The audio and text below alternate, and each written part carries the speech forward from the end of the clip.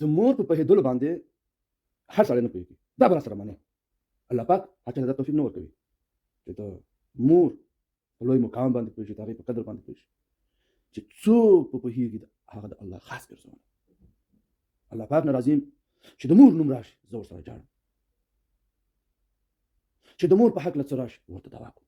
دا د الله خاص ګرځونه ده په ما چې د سترګو څخه مې ورسره ورته اوښکې وبهېږي. دا د الله خاص مهرباني د ځان ګڼم.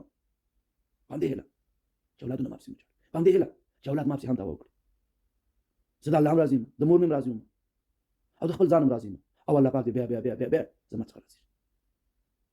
والله وبالله صمت الله چې د مور په هکله چې څه خبرې وشي زما د سترګو څخه اوښکې بهېږي. عجیبه مینه ورسره لرم، خاص د الله دپاره یې کومه. همدغه رقم د نبي کریم صلی الله علیه وسلم سره حدیث ته په کتو د درجه بندۍ په حساب باندې مور مې درې مقام لري.